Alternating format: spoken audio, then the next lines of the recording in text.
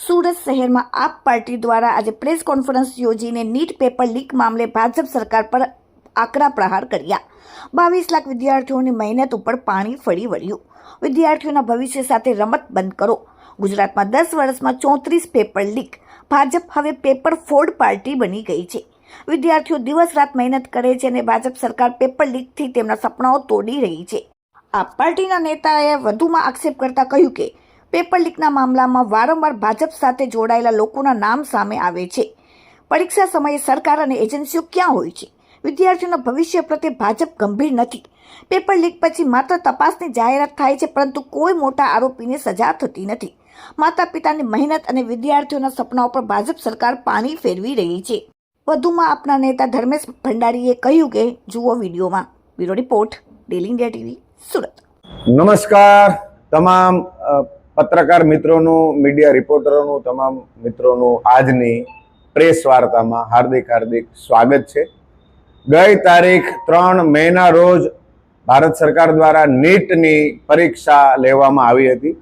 22 લાખ જેટલા વિદ્યાર્થીઓએ આ પરીક્ષા ખૂબ જ હોંશે આપી હતી।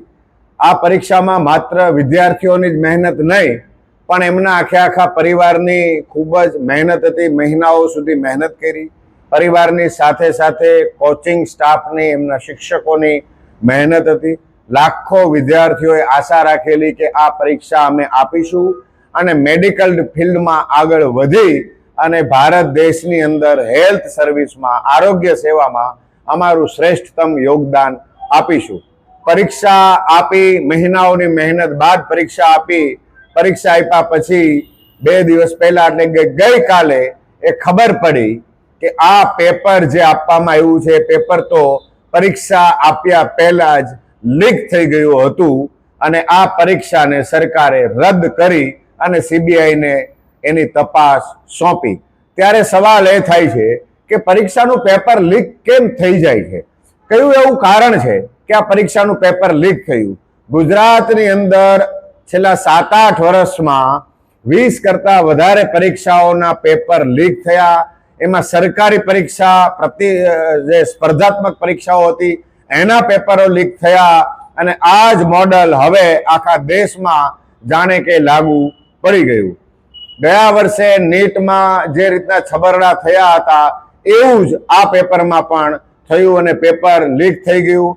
લાખો વિદ્યાર્થીઓની આશા ઉપર, એમની મહેનત ઉપર પાણી ફરી વળ્યું। આ ભારત સરકારની, વ્યવસ્થા તંત્રની ખૂબ જ મોટી નિષ્ફળતા છે, જેને સ્વીકારવી રહી। આ આખા ઘટનાક્રમમાં પેપર લીક કરવામાં જેમણે ભાગ ભજવ્યો છે એમની કડક તપાસ થાય અને એમને દાખલા રૂપી ખૂબ જ મોટી સજા આપવામાં આવે કે ભવિષ્યમાં કોઈ પણ પ્રકારની આવી ઘટના ક્યારેય બને નહીં અને વિદ્યાર્થીઓના હિત સાથે કોઈ પણ પ્રકારના છેડા ન થાય। આમ આદમી પાર્ટી માંગ કરે છે કે આમાં સંડોવાયેલા કોઈ પણ અધિકારી, કોઈ પણ કર્મચારી કે કોઈ પણ રાજકારણી હોય એને કોઈ પણ પ્રકારે છોડવામાં ન આવે અને વિદ્યાર્થીઓને એમના હિતને રક્ષણ પૂરું પાડવામાં આવે। આભાર।